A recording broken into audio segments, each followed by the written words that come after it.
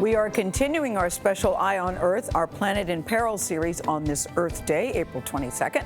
Much of the electricity that powers the U.S. still comes from burning coal. Generating that power accounts for 25% of our greenhouse gas emissions that are warming the planet.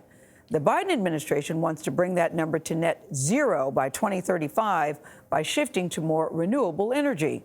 But a recent CBS News poll found that 46% of Americans think, well, that goal is unrealistic. Our senior environmental correspondent, that's been Tracy, joins us from Sparrows Point, Maryland, to show us one source of renewable energy that the administration is really counting on. Ben, good morning to you.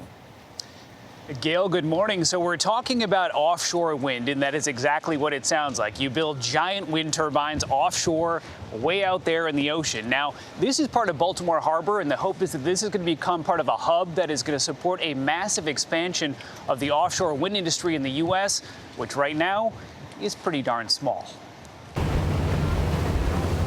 The blades on these 300-foot-tall wind turbines gently bow in the breeze, as if part of some elaborate industrial ballet. There are just 7 operating offshore wind turbines in U.S. waters. These are 5 of them. Basically, this is offshore wind in this country right now. Yeah, you could say that. David Hardy is the North American CEO of Ørsted, a wind-powered giant based in Denmark. He took us out on the bright blue waters off the coast of Rhode Island to see the first and still largest offshore wind farm in the United States. I mean, it is cool to see it up close. Hardy says the U.S. is way behind Europe, where large offshore wind farms have been used for decades. Europe's offshore wind farms produce nearly 25,000 megawatts of power. China's about 10,000 megawatts. Here in the U.S., we produce 42. 42. So not 4,200, not 42,000, 42 flat. So we've got a ways to go to catch up. The Biden administration wants offshore wind in U.S. waters to produce 30,000 megawatts of power by 2030, enough to supply more than 10 million homes. So how many homes in the U.S. can be powered by offshore wind right now? Well, this wind farm powers about 17,000 homes here in Rhode Island. And all of them are here on Block Island, which was powered entirely by diesel fuel until 2016, when those big white blades started spinning off its shores. Used to burn 1 million gallons a year. Sven Riesom lives on the island and is one of the very few Americans whose power comes from offshore wind.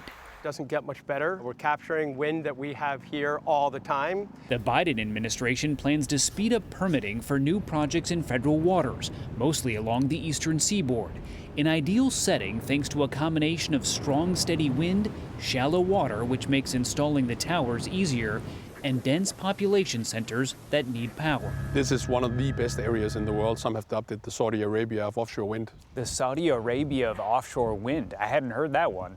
Lars Peterson is CEO of Vineyard Wind, which plans to install 62 of these giant GE wind turbines by 2023, about 15 miles off Martha's Vineyard. The wind farm would provide clean electricity to more than 400,000 homes and businesses in Massachusetts.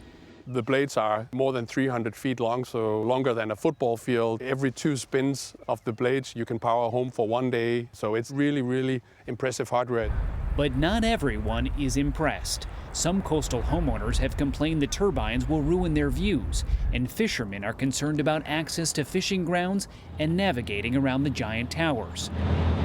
But the White House is moving ahead, claiming the offshore wind industry will employ more than 44,000 Americans by 2030. This has already transformed our business. Tiara Strum owns a welding company in Baltimore. Her company was hired to work on this massive port facility in Maryland, built to service the future offshore wind industry. What did that project mean for your company? It allowed us to purchase this 20,000 square foot facility, and it allowed us to create 8 full-time jobs. So this was real money. This was real money. And she's hoping more of it will blow her way now that those 5 turbines are about to get a lot of new neighbors. Now, most of these wind turbines that are going to be built will be built so far out you'll hardly be able to see them from shore. And while it is still an open question if they really will be able to create 44,000 new jobs in this industry as the Biden administration is promising, there's no doubt this is a huge opportunity for the U.S. when it comes to renewable energy. Anthony? I know a lot of people think of those as eyesores, but I actually find them really beautiful. I do too. And then when they showed the shot of blocking the view, thinking, what kind of view is it blocking exactly? They're like giant works of art, really. That's the way I feel. That's what I think too. And the job creation is also impressive at that welding company in Maryland. So coal jobs may go away to some extent, but if there's an off-road for those people to retrain, there are other jobs that will pop up. I like how Ben said he hopes more business blows Tierra's way. I thought that was great. We're pulling for Tierra and her business. All right, our thanks to Ben Tracy.